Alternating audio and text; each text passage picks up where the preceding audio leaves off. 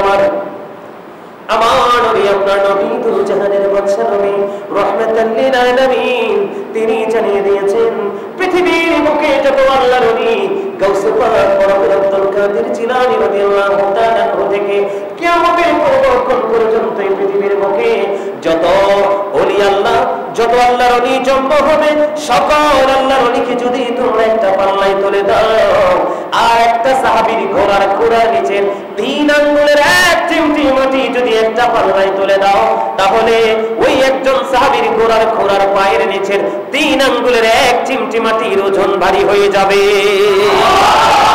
তাহলে সাহাবায়ে কেরামের মর্যাদা কতটুকু বুঝতে আর বাকি আছে না?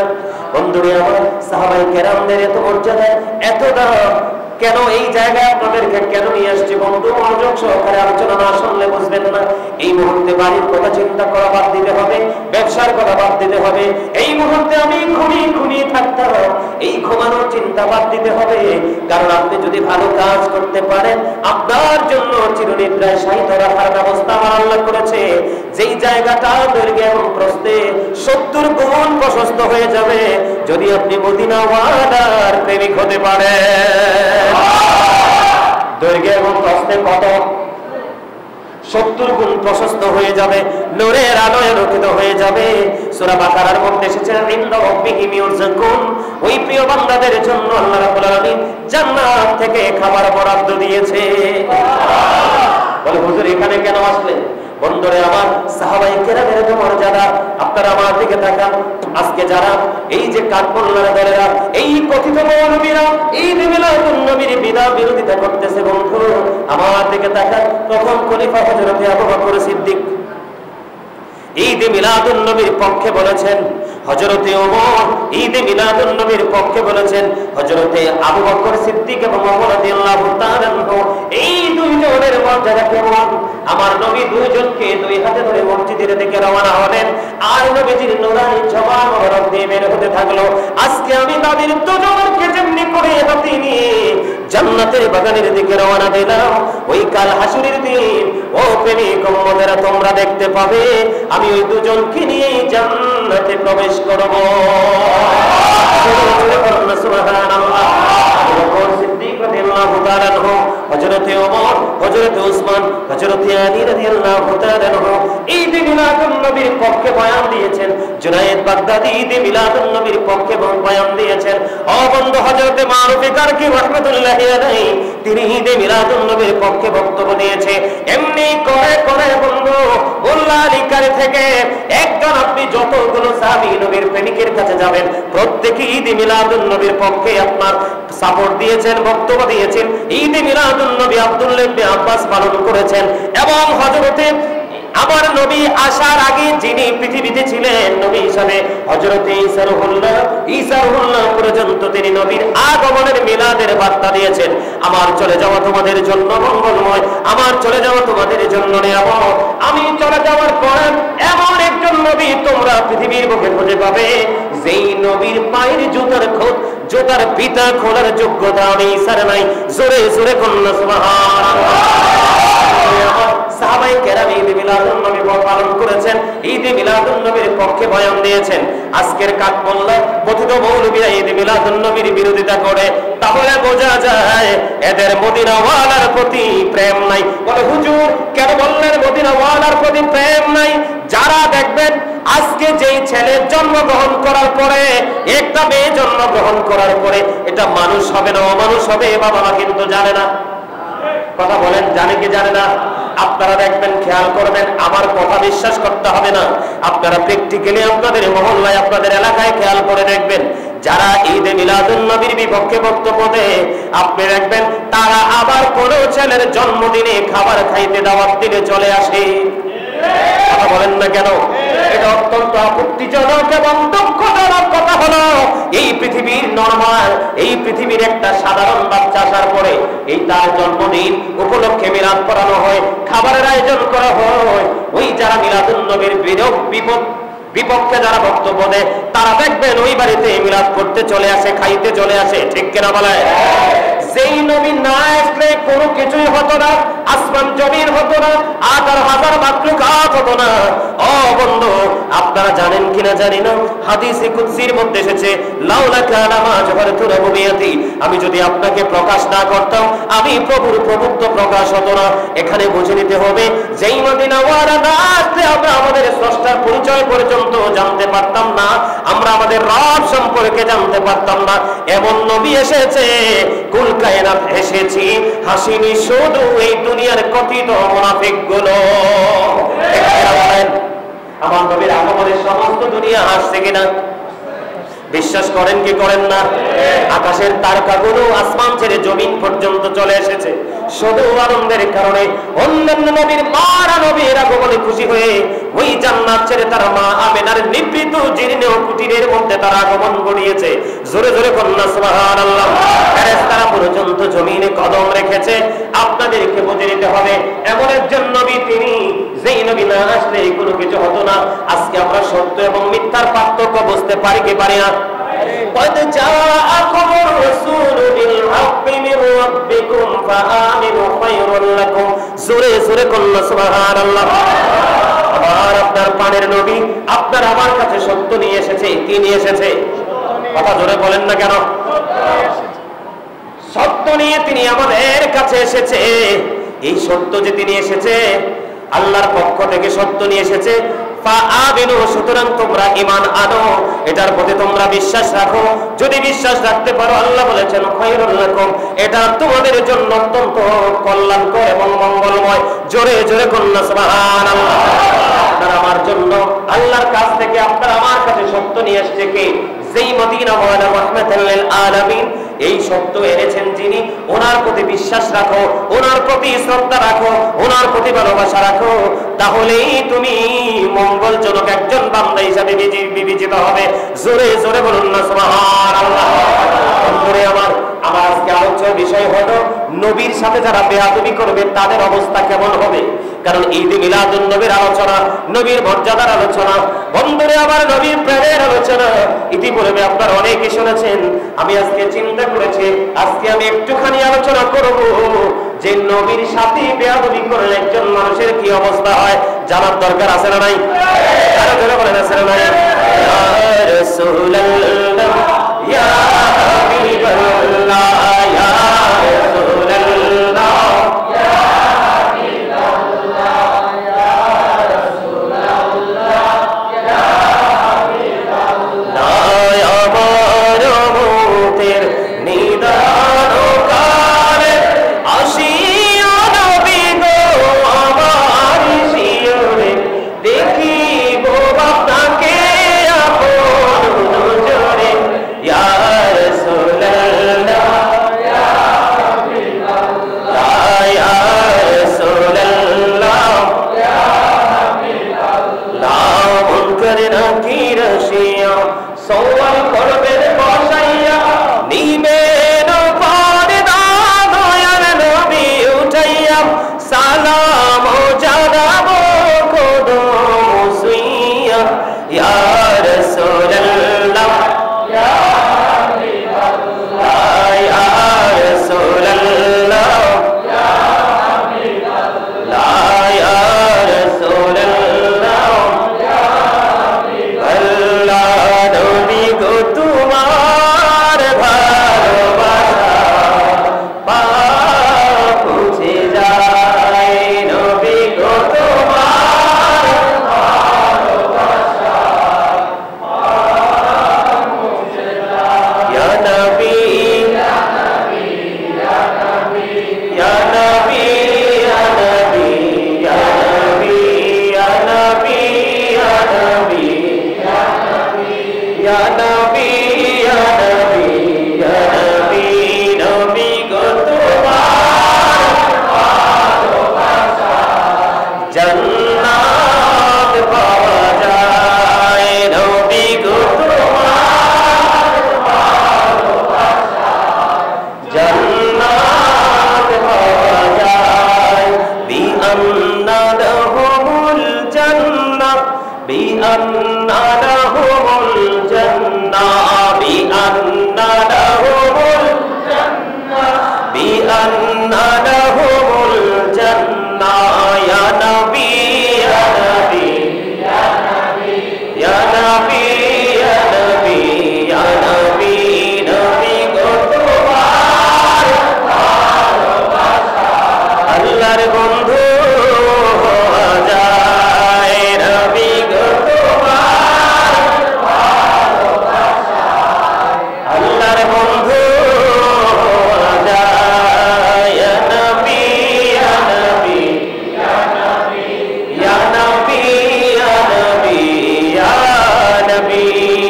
আলহামদুলিল্লাহ বলে, বলে আরেকটু মহব্বতে। আজকে কিন্তু প্রেমের রাত। কিসের রাত? আশেক পাশেকের প্রেমের এক গভীর মুহূর্ত। কথা বলেন না কেন? 570 খ্রিস্টাব্দে রবিউল আউয়াল চন্দ্র মাসে 12 তারিখ সোমবারেতে মা আমিনার নিবৃত জীর্ণ কুঠিরে এই কুল কায়নাত আলোকিত করে নূরানি কদম মুবারক এই পৃথিবীর জমিনে আমার নবী রেখেছেন। আর এই নবীর কারণে আমরা পৃথিবীতে এসেছি। আমার আল্লাহ বলেছেন, আমি তোমাদের জন্য পাঠিয়ে দিলাম রহমত, আর এই রহমত পেয়ে তোমরা আনন্দ উৎসব করো।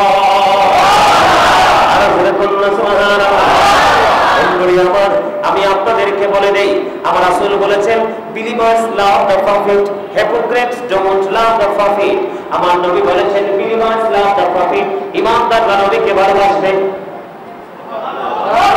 বুঝতে হবে ওয়াজ, কারা নবীকে ভালোবাসবে? ঈমানদাররা।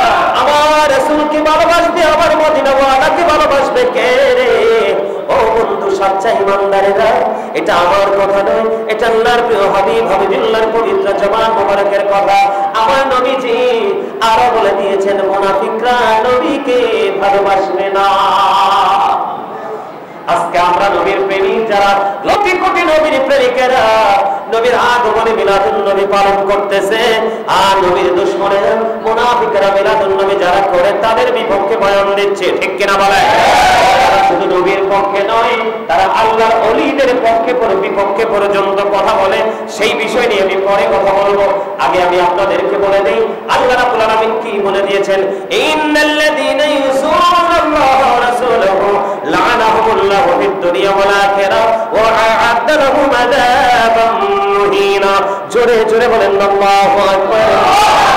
আল্লাহ রাব্বুল কি বলে দিয়েছেন, যারা আল্লাহ এবং আল্লাহর হাবিবকে কষ্ট দেয়, খেয়াল করেন, যারা আল্লাহ এবং আল্লাহর হাবিবকে কষ্ট দেয়, আল্লাহ রাব্বুল আলামিন তাদেরকে লানত দিয়েছেন, অভিশপ্ত করেছেন। ও আ'আদ্দা লাহুম আযাবাম মুহিনা, আমার আল্লাহ বলেছেন তাদের জন্য বরাদ্দ করে রেখেছেন ভয়ঙ্কর সাজা, লাঞ্ছনাদায়ক সাজা তাদের জন্য বরাদ্দ করে রেখেছেন। খেয়াল করবেন, আল্লাহ এবং আল্লাহর হাবিবকে যারা কষ্ট দেয়, আল্লাহ রাব্বুল আলামিন বলেছেন, ইয়া আইয়ুহাল্লাযীনা আমানু লা তারফাউ আসওয়াতাকুম ফাওকা সাওতিন নবী। আমার আল্লাহ বলে দিয়েছেন, হে ঈমানদারেরা, তোমরা আমার হাবিবের কণ্ঠস্বরের উপর তোমাদের কণ্ঠস্বরকে উঁচু করিও না।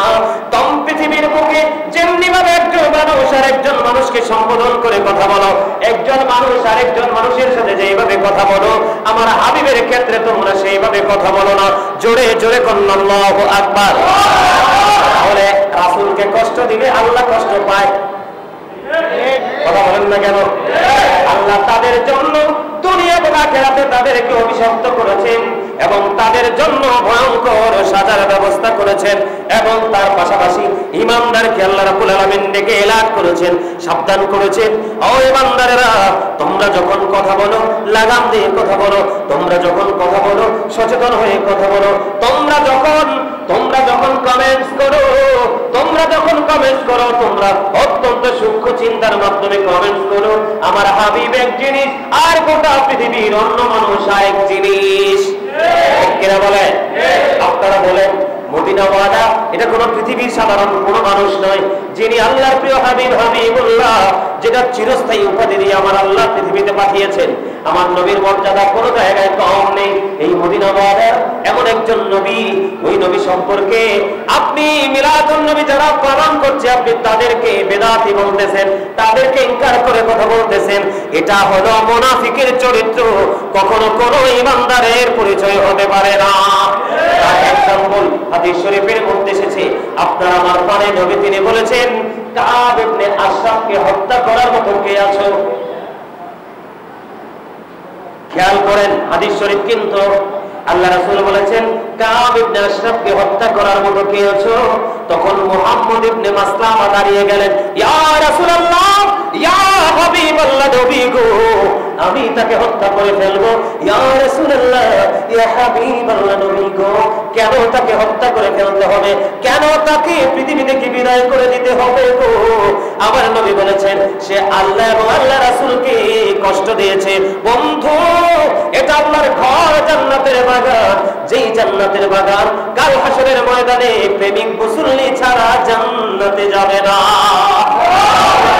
দুনিয়া আমরা বাংলাদেশের মানুষের জন্য এটা বাইতুল্লাহ, গরিব মানুষের হজের দিন। ও বন্ধু, মুহাম্মদ ইবনে মাসলামা যখন বললেন আমি খুন করে ফেলবো, তাকে হত্যা করে ফেলবো, ইয়া রাসূলুল্লাহ, কেন হচ্ছে আল্লাহ এবং আল্লাহর হাবিবকে কষ্ট দিয়েছে, এই কথা বলার পরে মুহাম্মদ ইবনে মাসলামা তাকে হত্যা করে ফেলেছে। জোরে জোরে কন্যা আলহামদুলিল্লাহ। শুধু এখানে ক্ষান্ত নয়, অসংখ্য হত্যার দলিল আমি আপনাদেরকে দিতে পারবো সিহাসিন তার অন্যতম হাদিস গ্রন্থ থেকে। বন্ধুরি আমার, আরো খেয়াল করে শুনুন, আমার দিকে তাকান। আমার রাসূল বলেছেন আবু রাফে নামক একজন ইহুদি, খেয়াল করেন কি, আবু রাফে নামক একজন ইহুদি, তাকে হত্যা করে ফেলতে হবে। কে তাকে হত্যা করতে পারবা? কে তাকে খুন করতে পারবা? কে ইবাদতকে পৃথিবী থেকে বিদায় করে দিতে পারবা? ইয়া রাসূলুল্লাহ, ইয়া হাবিবাল্লাহ, নবী গো, ও প্রাণের নবী, আবু রাফে নামক ইহুদিকে কেন কতল করতে হবে? কেন তাকে পৃথিবী থেকে বিদায় করতে হবে? আল্লাহ রাসূল বলেছে, আমার দিকে তাকান, আমার দিকে তাকান। আল্লাহ রাসূল বলেছেন সে আল্লাহর হাবিবকে কি করত? কষ্ট দিত, এবং অন্য মানুষ আল্লাহর হাবিবকে যেন কষ্ট দেয় সেটার জন্য উৎসাহিত করত, এবং কেউ যদি আল্লাহর হাবিবকে কোনোভাবে কষ্ট দিত তাকে সমর্থন করত। তার মূল কথা হলো আল্লাহর হাবিবকে কষ্ট দিয়েছে, আল্লাহর হাবিবকে অপমান করেছে। এই কথা বলার কারণে এখন ওই ব্যক্তি থাকে কোথায়? ইয়া রাসূলুল্লাহ, আবু রাফে নামক ইহুদি সে কোথায় থাকে? আমার আবু রাসূল বললেন সে হিজাজে বসবাস করে। কোথায়? হেজাজে বসবাস করে। তখন ওই সেনাপতি পাঠিয়ে দিলেন, এদের লিডার হলো আব্দুল্লাহ ইবনে আতিক। কে? আব্দুল্লাহ ইবনে আতিককে লিডার বানালেন। আমাদের দেশে যে সেনাবাহিনী আছে তাদের লিডার আছে না নাই? কথা বলেন না কেন? পুলিশ অফিসার আছে না নাই? প্রত্যেকটা সেক্টরের সিনিয়র নেতা আছে না? এখন আমার নবী বললেন ওই আবু রাফে নামক ইহুদি ওই হেজাজে বসবাস করে, সেনাপতি হিসাবে পাঠিয়ে দিলেন, অবন্ধ সৈন্যদের লিডার হিসাবে পাঠিয়ে দিলেন আব্দুল্লাহ ইবনে আতিককে। দৌড়ে চলে গেলেন হেজাজে। খেয়াল করেন, হেজাজে যাওয়ার যাইতে যাইতে এমন সময় হয়ে গেল সূর্য তার আপন গন্তব্যে চলে গেল, সন্ধ্যা ডানা মেরে দিল, পৃথিবীর বুকে অন্ধকার নেমে আসলো। এখন তিনি কি করবে? তিনি খুঁজতে শুরু করলেন ওই আবু রাফে নামক ইহুদি কোথায় বসবাস করে। তিনি খুঁজতে খুঁজতে খুঁজতে খুঁজতে আবু রাফে নামক ইহুদির বাসস্থান তিনি খুঁজে পেলেন। খোঁজার পরে ইনি উনার রুমের মধ্যে ঢুকলেন। ঢুকার পরে চাইয়ে দেখলেন উনি উনার সন্তানদেরকে নিয়ে শুয়ে আছে। এই অবস্থা দেখে আবু রাফে একটা ডাক দিলেন। তো এই আবু রাফে বলে ডাক দিলেন ইহুদিকে, কে রে আবু রাফে? এখন আবু রাফে উত্তর দিলেন আমাকে কে ডাকছে। এখন আব্দুল্লাহ ইবনে আতিক কি করতে পারলেন? শনাক্ত করতে পারলেন যে এটাই আবু রাফে নামক ইহুদি। তখন সঙ্গে সঙ্গে তাকে তার ঘরে হত্যা করে ফেলে। জোরে জোরে কন্যা আলহামদুলিল্লাহ, আর জোরে বলেন না আলহামদুলিল্লাহ। এখন আমার নবীর সাথে বেয়াদবি করবে, এখন আমার নবীর ইজ্জতে আঘাত করলেন, এখন আমার নবীকে ছোট করে কথা বললেন। একজন নবীর প্রেমিক আলেম যখন প্রতিবাদ করে তখন ওই মুনাফিকরা, নবীর দুশমনেরা, আল্লাহর ওলিদের দুশমনেরা, কোরআন হাদিসকে মানার নামে যারা অভিনয় করে ওই সমস্ত কথিত মুসলমানেরা তখন কি করে? যিনি প্রতিবাদ করে ওনার পিছনে লেগে যায়। আমি আপনাদেরকে আজকে বলে রাখি, মুসলমানের দলই হবে ৭৩টা, কোন বেঈমান কাফের মুশরিক নয় বন্ধু। হিন্দু, খ্রিস্টান, বৌদ্ধ, ইহুদি, নাসারা যত দল আছে, বেঈমান আছে, তারা অনন্তকাল জাহান্নামে থাকবে। আমার আল্লাহ বলেছেন উইদ্দাতিল কাফিরিন, ওই কাফেরদের জন্য বরাদ্দ চিরস্থায়ী অবর্ণনীয় দুঃখের জায়গা জাহান্নাম। আর মুসলমানের মধ্যে শুধু হবে ৭৩টা দল, এর মধ্যে ৭২টা দলে যাবে জাহান্নামে। একটা দল মাত্র হলো আমার নবীজির পছন্দের দল, আমার নবীজি যে দলকে সমর্থন করেছেন।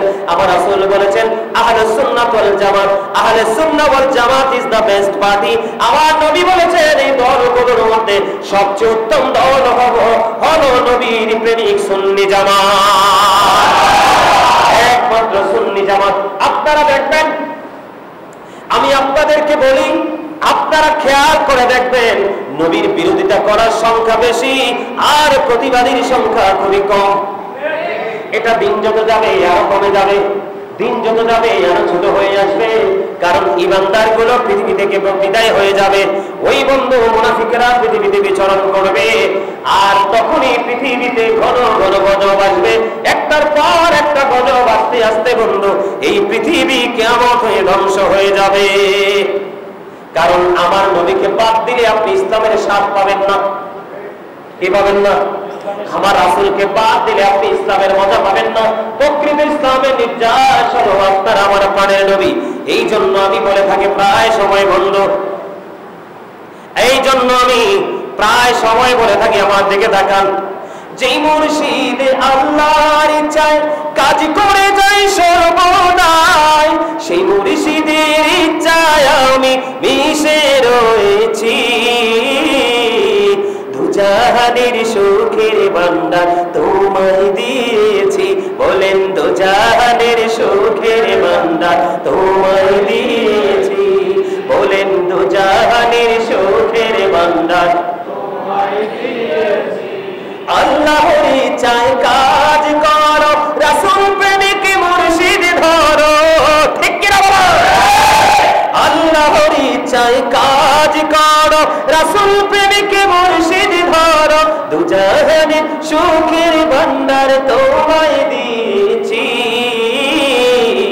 মুসলিম নামে এই কথাটি কয়জন ভেবেছি, রে মুসলিম নামে এই কথাটি কথা বুঝেন নাই? এখানে রাসূলের কথা আসছে কিনা? লেখা কত চমৎকার দেখছেন। আমার নবীর সাথে বেয়াদবি করা যাবে না। যারা বেয়াদবি করে তাদেরকে সাপোর্ট দেওয়া, তাদেরকে উৎসাহিত করা যাবে না। বরঞ্চ হাদিস শরীফের মধ্যে আসছে নবীজিকে আঘাত করতে দেরি, তাকে তোমরা হত্যা করতে দেরি। আপনারা শোনেন নাই ওয়াজ? এদিকে তাকান, আপনারা ওয়াজ শোনেন নাই? হযরত ওমর তার বাবাকে হত্যা করে ফেলেছে, এক সেকেন্ড দেরি করে নাই। কি করে নাই? কথা বলেন না, কি করে নাই? একটা সেকেন্ড দেরি করে নাই। বাবা বাবা গো, আমার নবীকে তুমি পাগল বলেছো, নাউযুবিল্লাহ। ওমর একটা ডাক দিয়ে বললেন, বাবা তুমি তো আসল খবর জানো না। আমার এই প্রাণের নবীজি যদি পৃথিবীতে না আসতো, আমার প্রাণের নবীজির যদি পৃথিবীর বুকে সৃষ্টি যদি না হতো, এই ধরাধামে যদি আমার প্রাণের নবীজির নুরানি কদমের ছোঁয়া না লাগতো, তাহলে তুমি বাবা পৃথিবীতে আসতা না। তুমি আমার নবীকে পাগল বলেছো, আমার রাসূলের ইজ্জতে তুমি আঘাত করেছো। বাবা একটা সেকেন্ড আমি তোমাকে পৃথিবীর বুকে থাকতে দেব না। হযরত ওমর সঙ্গে সঙ্গে তার দেহ থেকে কল্লাটা নামিয়ে দিয়েছে। আওয়াজ তুলে তুলে বলুন না আলহামদুলিল্লাহ। ও বন্ধু, শুধু এখানে ক্ষান্ত নয়, আপনার হৃদয় উজাড় করে শুনুন, কারণ আমার টার্গেটই হলো আজকে বেয়াদবি যারা করছে তারা যেন এখান থেকে শিক্ষা নিতে পারে। একদিন আল্লাহর হাবিবের কাছে বিচারের জন্য গেলেন একজন বন্ধু বেঈমান আর একজন মুনাফিক মার্কা মুসলমান। যখন কি করলেন? ফয়সালার জন্য গেলেন। আমার নবীজি বিচার করে দিলেন। বিচার করে দেওয়ার পরে রায়টা বন্ধু ওই বেঈমানের পক্ষে চলে গেল। বেঈমানের পক্ষে যখন চলে গেল, এবার কি করলেন? ওই মুনাফিক মার্কা মুসলমান তিনি বিচার মানতে নারাজ, তিনি এই বিচার মানবে না, তিনি বিচারের পক্ষে নাই। এবার তিনি কি করলেন? বললেন না আমি নবী মুহাম্মদের বিচার মানি না। খেয়াল করেন বেয়াদবদের সাজা, বেয়াদবদেরকে কেমন ভাবে সাহাবায়ে কেরামেরা শায়েস্তা করেছেন। কোরআন হাদিস থেকে বন্ধু সাব্যস্ত নবীর দুশমন দুনিয়া এবং আখিরাত উভয় জগতে তারা লাঞ্ছিত, অপমানিত এবং ভয়ঙ্কর সাজা তাদের জন্য বরাদ্দ করেছে। কই আরেকজন বিচারক আছে, কই কে রে সেই বিচারক? হযরত ওমর, ওমরের কাছে চলে গেলেন এই বিচারের ফয়সালার জন্য। এখন ওই বেঈমান ডাক দিয়ে বলল, ওমর তোমাদের নবী বিচার করার পরেও আর কার বিচার করার সুযোগ থাকে কি? একজন বেদিন বলতেছে, একজন বেঈমান বলতেছে কি তোমার নবী মুহাম্মদ বিচার করেছে, ফয়সালা দিয়েছে, তোমার নবী ফয়সালা করার পরেও আরো কি কারো বিচারের কোন সুযোগ থাকে?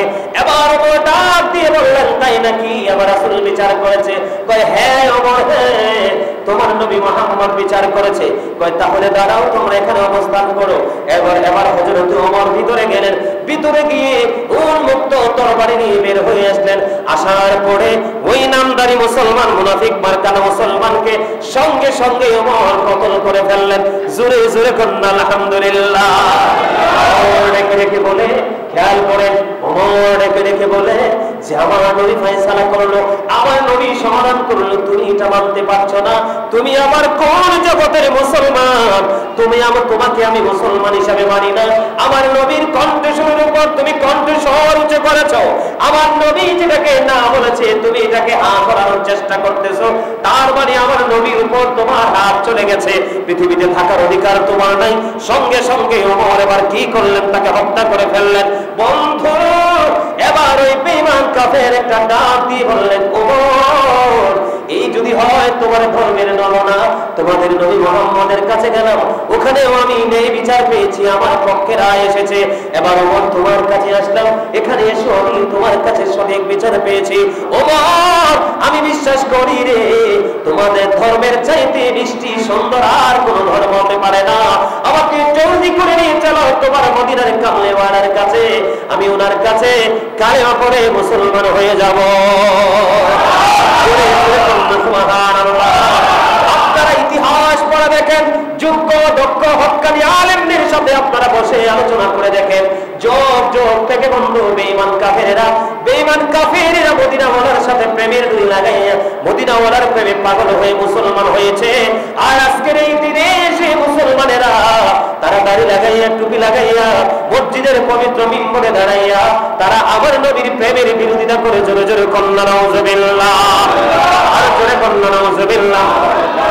আমি আপনাদেরকে আজকে বলে দেই, একজন সাহাবী যখন নবীকে ভালোবাসতো, যে যার মতো করে ভালোবাসতো রাসূলকে, আর একজন সাহাবী কোনদিন কোন অবস্থায় একজন সাহাবীর প্রেমের বিরোধিতা করে নাই।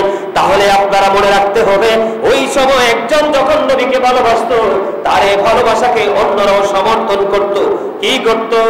আজকে যারা এক পক্ষ নবীকে ভালোবাসে আর এক পক্ষ সেই ভালোবাসাকে এনকার করে বেদাত বলে, আপনাদেরকে কেউ যদি এমন বেদাত শব্দ উচ্চারণ করে, আপনারা সোজা বলে দিবে, তোমাদের বক্তব্য শোনাও আমাদের জন্য বেদাত। বলেন, আমি হলাম মদিনাওয়ালার পাগল, আমি মদিনাওয়ালার প্রেমে, আমার রাসূলের ভালোবাসায় বিভোর হয়ে আমি প্রেমের দরিয়াতে আমি সাঁতার কাটছি, আর তুমি আমাকে বেদাত বলে ফতোয়া দিচ্ছ। তোমার মতো এই কাঠগোল্লার বক্তব্য শোনা আমার জন্য বেদাত। কারণ একজন মুসলমান তার রাসূলকে ভালোবাসবে, আর একজন যদি সত্যিকারের মুসলমান হয় তাকে কখনোই বেদাতি বলে আখ্যা দিতে পারে না। কথা বলেন না কেন? মদিনাওয়ালার প্রেম ইসলাম এত সুন্দর, নবীর প্রেম এত মধুর, বন্ধু নবীর মর্যাদা এত বেশি। আমি আপনাদেরকে আরেকটা মজার হাদিস শোনাবো। এটা বুখারী শরীফের হাদিস। সিহাসিত্তার অন্যতম হাদিস গ্রন্থ হলো বুখারী শরীফ। বুখারী শরীফের মধ্যে এসেছে, একজন খ্রিস্টান, খেয়াল করেন, একজন খ্রিস্টান তিনি তার ধর্ম ত্যাগ করে তিনি মুসলমান হলো। মুসলমান হওয়ার পরে সূরা বাকারা তিনি তেলাওয়াত করলো, সূরা আলে ইমরান তাআলা তেলাওয়াত করলো। এই করতে করতে করতে করতে আমার নবীর কাছে যে ওহী আসতো আল্লাহর পক্ষ থেকে, ওই ওহী যখন ওহী আসতো, কটা বাজে দেখতেছি, সময় আছে তো, যখন ওহী আসতো, ওই খ্রিস্টান ধর্ম ত্যাগ করে মুসলিম ধর্ম গ্রহণ করেছে, সূরা বাকারা সূরা আলে ইমরান তেলাওয়াত করেছে। আল্লাহর হাবিব তাকে আল্লাহর হাবিবের কাছে যে ওহী আসতো, এই ওহী লেখার দায়িত্ব দিয়েছে। সুবহানাল্লাহ বলেন। দেখেন তাকে নবীজি কত মহব্বত করেছেন, কত ভালোবেসেছেন। ওহী লেখার দায়িত্ব দিলেন, তিনি ওহী লিখতে লিখতে লিখতে লিখতে এবার হঠাৎ করে তিনি একটা বয়ান দিতে শুরু করলেন। বয়ানটা কেমন জানেননি? তিনি বলতেছেন যে নবী মুহাম্মদ আমি যতটুকু লিখে দেই ততটুকুই শুধু জানে, এর বেশি কিছুই জানে না। জোরে জোরে কন্যা নাউজুবিল্লাহ। আপনারা বুঝেন, ওহী তো আসছে কার কাছে? নবীজির কাছে। নবীজি বলাতেই তো তুমি লিখেছো। এমন না যে তোমার কাছে ওহী আসছে, তুমি লিখেছো তারপরে নবীজিকে জানাইছো, বিষয়টা তো এমন না। কথা বলেন। নবীজি ওহী এসেছে, সে ওহী লেখার দায়িত্ব নেই, ওহী লিখেছে, কিন্তু সে মানুষের কাছে ছড়াচ্ছে যে নবী মুহাম্মদ আমি যতটুকু লিখে দিতাম শুধু ততটুকুই জানতো, এর বেশি কিছুই জানতো না। জোরে বলেন নাউজুবিল্লাহ, আর জোরে বলেন নাউজুবিল্লাহ। নবীজিকে ইজ্জত করছে না নবীজির ইজ্জতের চাদরে আঘাত করছে? নবীজিকে অপমান করে কথা বলছে না? এবার দেখেন বন্ধু, সে ঘুরে ঘুরে মানুষের কাছে বলতে লাগলো নবী মুহাম্মদ আমি যতটুকু লিখে দিই শুধু ততটুকুই জানে, এর বাহিরের কিছুই জানে না, এর বেশি কিছু জানে না। দেখতে দেখতে দেখতে দেখতে দিন চলে গেল, রাত চলে গেল, সময় চলে গেল বন্ধু। আবার সে পুনরায় তার ধর্মে ফিরে গেল, ফিরে যেতে লাগলো আর বলতে লাগলো নবী মুহাম্মদ যতটুকু আমি লিখে দিতাম ততটুকুই জানতো, আর বেশি কিছু জানতো না।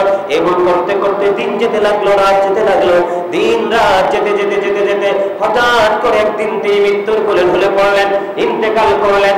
মৃত্যুবরণ করার পরে আপনারা দেখেছেন কিনা জানি না, খ্রিস্টান যখন মারা যায় সবচেয়ে দামি কাঠের কফিন করে তাকে মাটিতে দাফন করা হয়।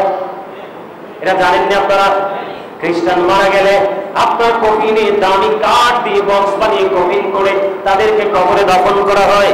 তার আপন স্বজনেরা কি করলেন? তাকে দাফন করে ফেললেন। দাফন করার পরে এবার দিন চলে গেল, রাত চলে গেল, পরের দিন সকালবেলা আপন স্বজন আসলেন তার কবরটা ঠিক আছে কিনা, কেমন অবস্থা আছে দেখার জন্য। বন্ধু দেখার পরে আসার পরে ওয়াল্লাহি আল্লাহর কসম করে বলছি ওই তার আপন স্বজনেরা পরের দিন সকালবেলা যখন আসলো, সকালবেলা আসার পরে চাইয়া দেখে ওই খ্রিস্টানের লাশ মাটির বাইরে পড়ে আছে। জোরে জোরে কোন আলহামদুলিল্লাহ। আমার মদিনা ওয়ালার সাথে বেয়াদবি করেছে আর এটার অ্যাকশন আমার আল্লাহ শুরু করে দিয়েছে। আল্লাহ রাব্বুল আলামিন ওই মাটিকে দেখে বলল, মাটি মাটি রে, তোমার মধ্যে তাকে থাকার কোনো সুযোগ দেওয়া যাবে না।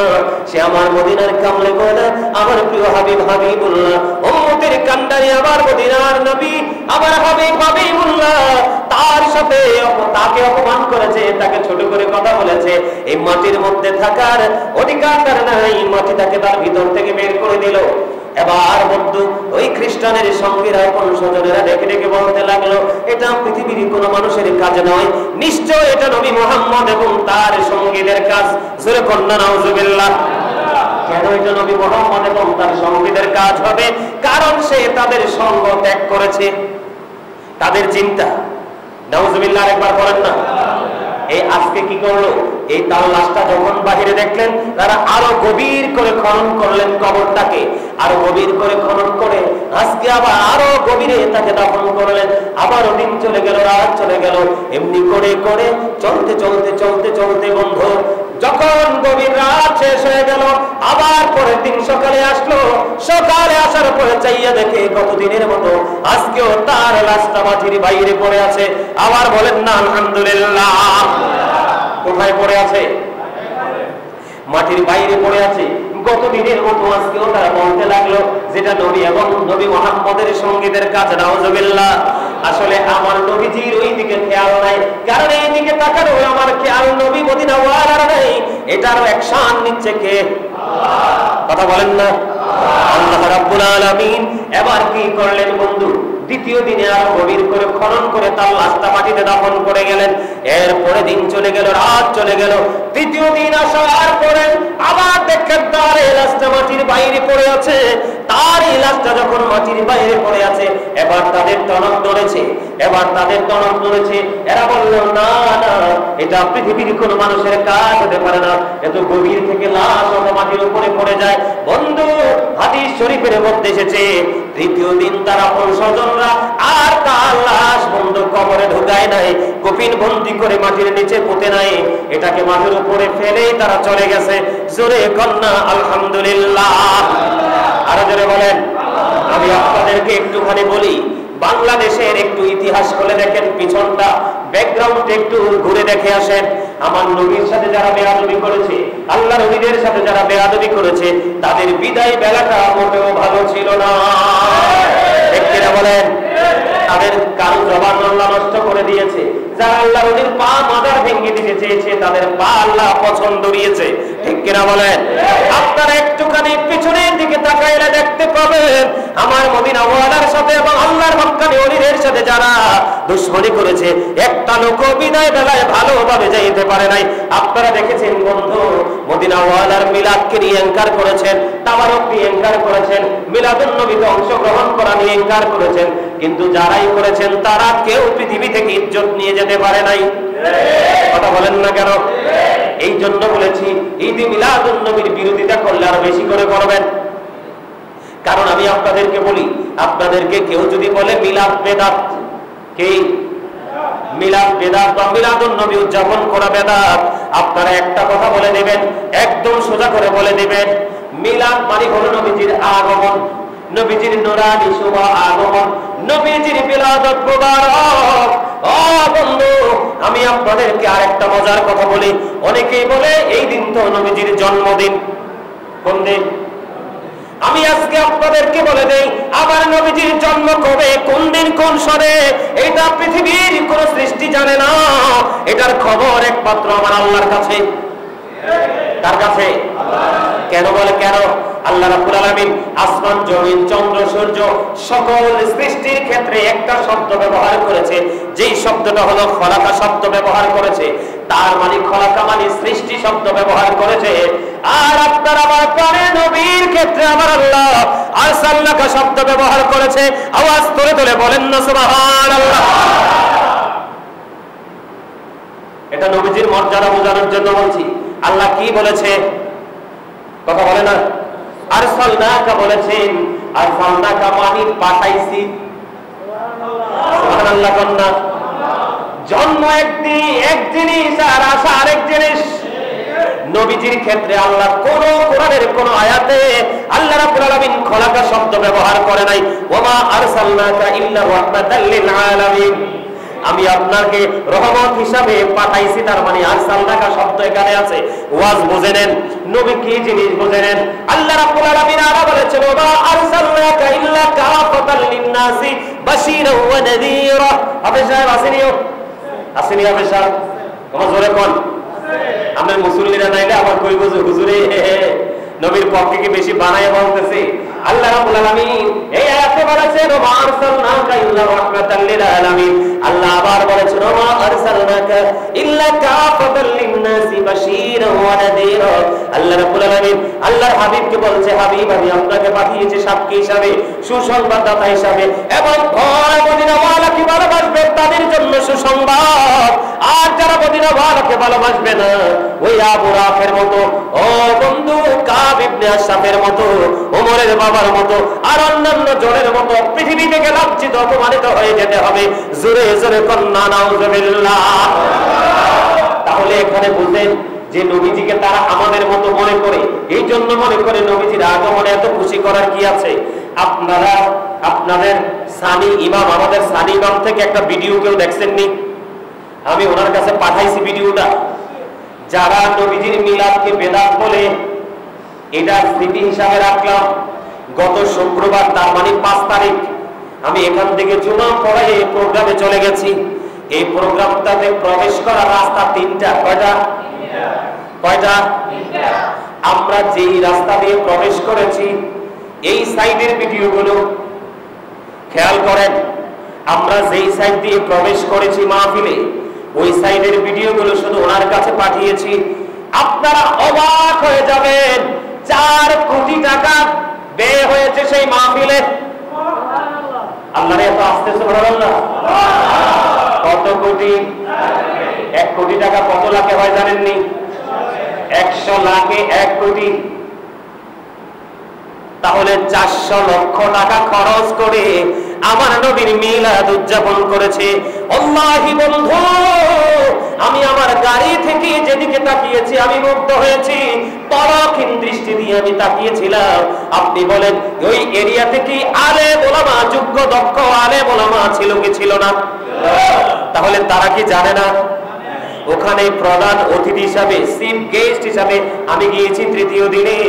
আমাদের জামিয়া আহমদিয়া সুন্নিয়া কামিল মাদ্রাসার ডক্টর হাসান আল আজহারি আব্বা হুজুর ওসিউর রহমান হুজুর ওখানে আখিরি মুনাজাত দিয়েছেন। আপনারা বলেন ওনার কলিজায় কি ইলমের কোনো কমতি আছে? আর যারা বলেন আছে? নাই বন্ধু। এই জন্য আমি আপনাদেরকে বলে দিতে চাই, এই মনে হয় কিছু বলবে, আমি আপনাদেরকে বলে দিতে চাই, মদিনাওয়ালার প্রেম, মদিনাওয়ালার আশিক, মদিনাওয়ালার পাগল আপনারা পিছনের দিকে তাকাবেন না।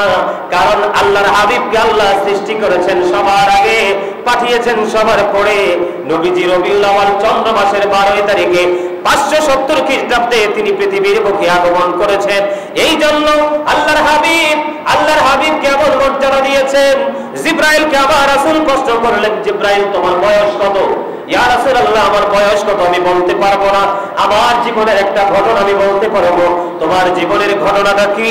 তখন আপনারা আমার প্রাণের রাসূল যখন প্রশ্ন করলেন, জিবরাইল বললেন, ইয়া রাসূলুল্লাহ চতুর্থ আসমানের উপরে, প্রথমত সপ্তম আসমানের উপরে একটা তারা ওঠা অবস্থায় দেখেছি আমি 70,000 বছর, অস্তমিত অবস্থায় দেখেছি 70,000 বছর। এটা আমি আমার জীবনে 72,000 বার দেখেছি। আপনারা আমার রাসূল বলেছেন ওই তারকাটাই ছিলাম আমি নবী। তাহলে সেই নবীর আগমনে কি খুশি হওয়ার দরকার আছে? অবশ্যই আছে। যেটা বলতে চেয়েছিলাম, মিলাদুন নবীতে আমরা কি করি? কোরআন তেলাওয়াত করি। কোরআন তেলাওয়াতের দলিল কোরআনেই আছে, কথা বুঝে নিয়েন। কোরআন তেলাওয়াতের দলিল কোরআনেই। তারপর আমরা কি করি? দুরূদ পড়ি। দুরূদ পড়ার দলিলও কোরআনে আছে, হাদিসে পড়ে যাব। এরপর আমরা কি করি? লা ইলাহা ইল্লাল্লাহ, সুবহানাল্লাহ, আলহামদুলিল্লাহ, আল্লাহু আকবার, মানে যার কাছে যেই জিকিরটা ভালো লাগে আমরা সেই জিকিরটাই করি। এই জিকিরের সুস্পষ্ট দলিল কোরআনে আছে। মিলাদ শব্দের অর্থ যদি নবীজির আগমন হয়, জন্ম বৃত্তান্ত হয়, সেই আলোচনা হয়, তাহলে নবীজিকে আসছে না? কথা বলেন, আসছে তো। তাহলে এই শব্দটা তো সত্য।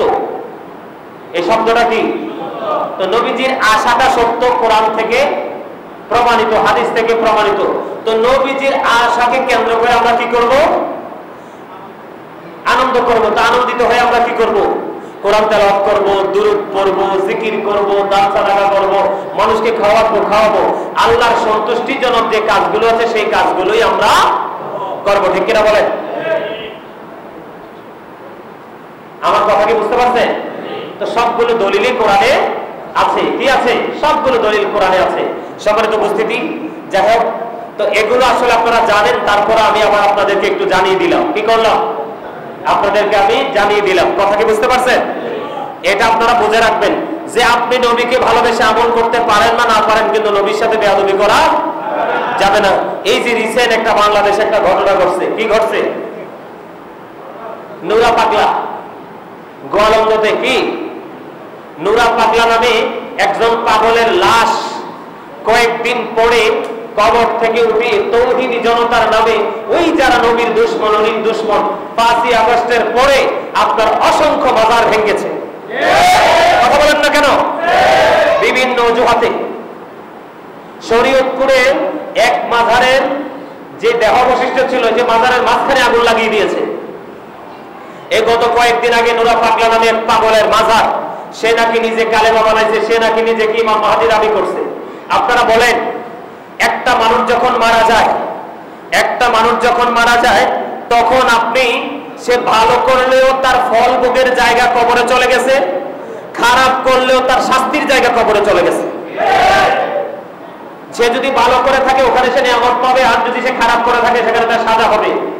ওই একটা মানুষ ইন্তেকাল করার পরে তার লাশকে কবর থেকে উঠিয়ে তার লাশের সাথে মত করে তাকে পোড়াবার কোনো বিধান ইসলামে নাই।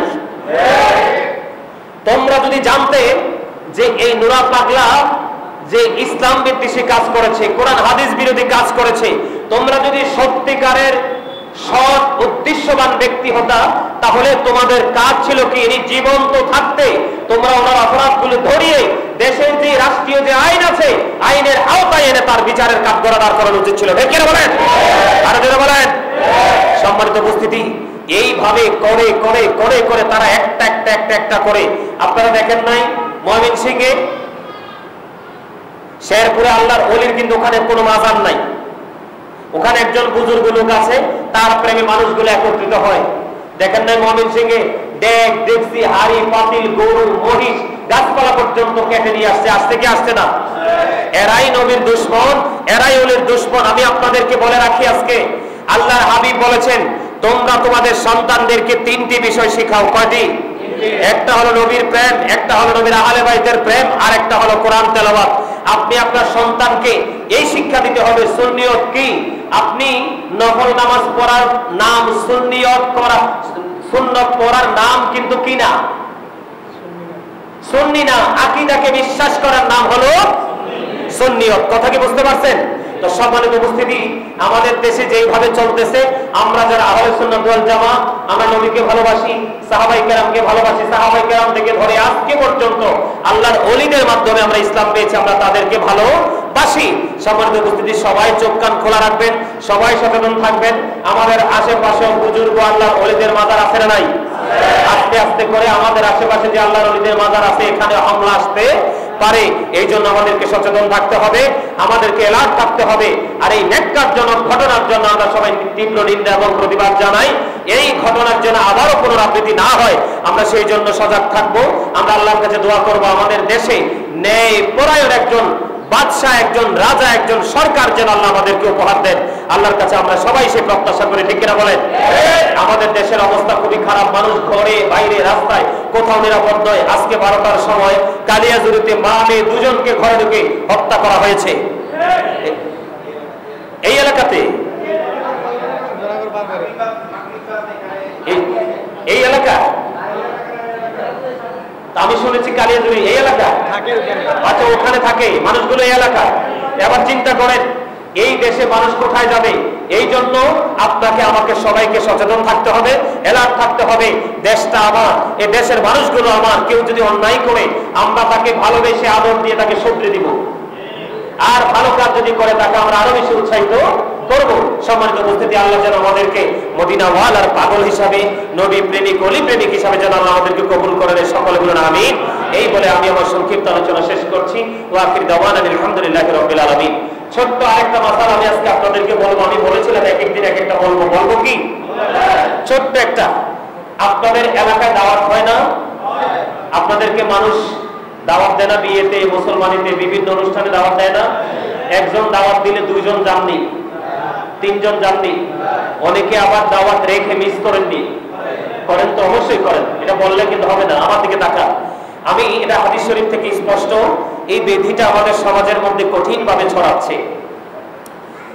কেউ যদি আপনাকে দাওয়াত দেয়, খেয়াল করেন, কেউ যদি আপনাকে দাওয়াত দেয়, আপনার যত কাছের হোক বা দূরে হোক, ওই দাওয়াতে যদি আপনার যাওয়ার ইচ্ছা না থাকে, আপনি তাকে দাওয়াত দিতে আসলে আপনি তাকে না করবেন যে ভাই আমার সময় নাই, আমি যেতে পারবো না।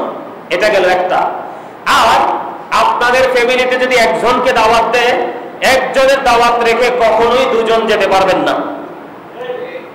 আমি শেষ করি, আপনারা বলেন, বুঝেন আল্লাহ রাসূল কিভাবে আমাদেরকে দেখেন, কি সুন্দর ইসলাম, আমাদেরকে কিভাবে রাসূল সুন্দর রাস্তা দেখিয়েছেন। আমার রাসূল বলেছেন, কারো বাড়িতে ধরেন 50 জন মানুষকে আজকে দাওয়াত করা হলো, এবং 50 জনের মধ্যে 20 জন আগে দাওয়াত খেয়ে ফেললো।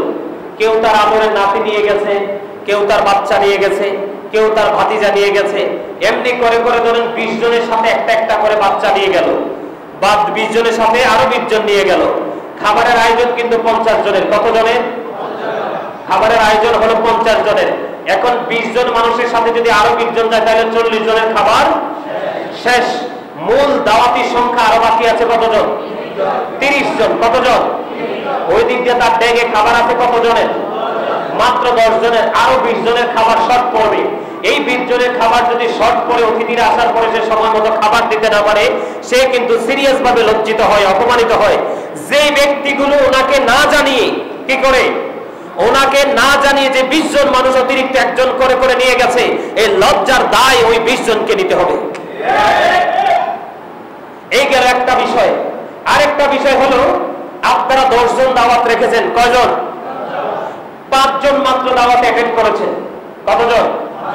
আর 5 জন দাওয়াত রেখে যান নাই, ওই ব্যক্তিটাই 5 জনের খাবারটা অবশিষ্ট রয়েছে। কি রয়েছে? ওনার এই খাবারটা যদি নষ্ট হয়, এই খাবারটা যদি বাদ হয়ে যায়, তাহলে যেই 5 জন দাওয়াত রেখে অ্যাটেন্ড করেননি, এই খাবার নষ্ট হওয়ার জন্য দায় আপনাদেরকে নিতে হবে। এই জন্য আল্লাহ রাসূল বলেছেন, দাওয়াত দিলে যদি যাওয়ার ইচ্ছা না থাকে তাকে শুরুতেই না করে দিবে। আর দাওয়াত একজনকে দেওয়ার পরে 2 জন যেতে পারবে না। হ্যাঁ বলো হুজুর আমি 3 জন যাব, ওনাকে জানাবেন, যিনি আয়োজক ওনাকে জানাবেন যে আমি একজন যেতে পারবো না, আমি 3 জন যাব, আমার 3 জনের জন্য আয়োজন করতে হবে। বুঝতে পেরেছেন? তাহলে আজকে থেকে আমরা একজনের কথা বলে 3 জন যাব না, আর দাওয়াত রেখে দাওয়াত মিস করে তার স্বাদ আল্লাহকে আমরা নষ্ট করব না। আল্লাহ সেইভাবে পথ চলার তৌফিক দান করুন। সকলে বলেন আমিন।